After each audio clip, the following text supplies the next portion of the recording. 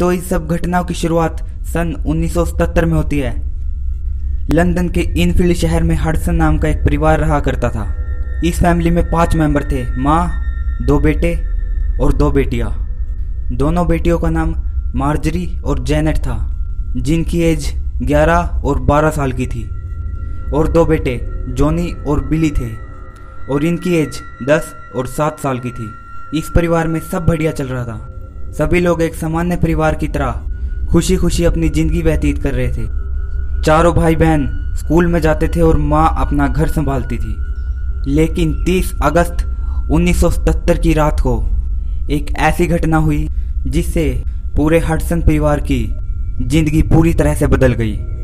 Janet ने अपनी माँ पेगी को रात को उठाया और उसे बताया कि वो अपने दोनों भाइयों के बिस्तरों के पास से कुछ अजीब सी आवाजें महसूस कर रही है और उनके बिस्तर अपने आप हिल रहे थे।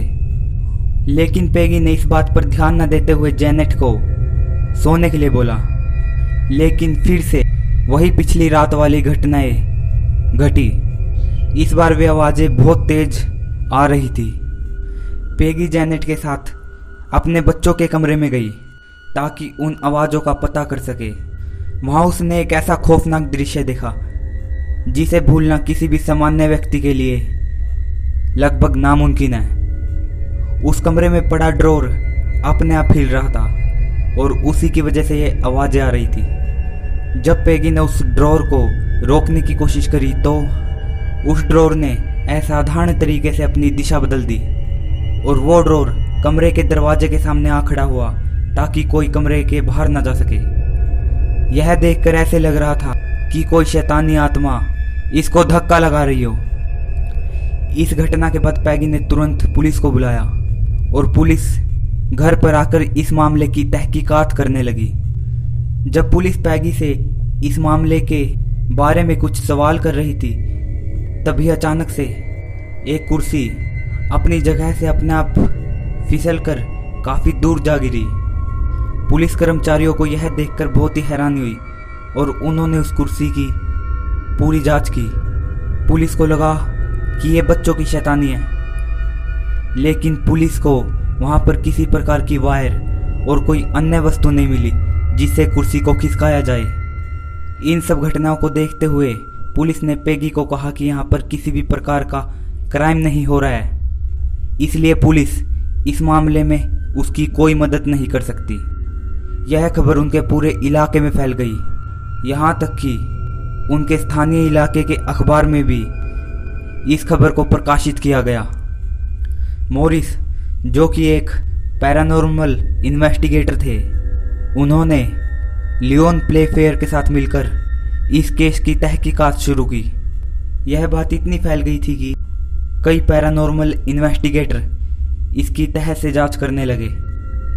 इसी बीच एड और लॉरेन वॉरेन भी इस केस की तहकीकात के लिए उनके घर आए और उन्होंने घर में कई प्रकार की ऐसी घटनाएं महसूस की जिसे देखकर साफ तौर पर कहा जा सकता था कि इस घर पर शैतान का साया है।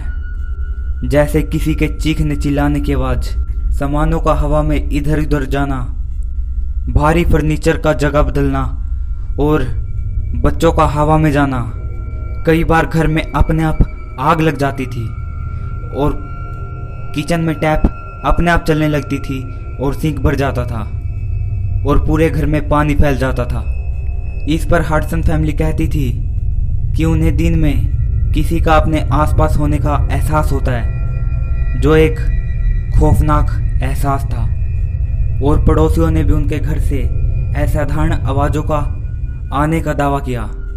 जब उन्होंने इस आवाज़ का पीछा किया तब उन्हें पता लगा कि यह आवाज़ एक दीवार से आ रही थी, जो बहुत ही खौफनाक महसूस होती थी।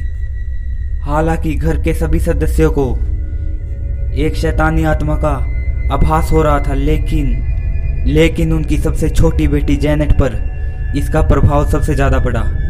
आप कुछ ऐसी तस्वीरों को देख सकते हैं जिससे बिल्कुल साफ हो जाता है कि इस घर पर शैतानी शक्ति का साया था।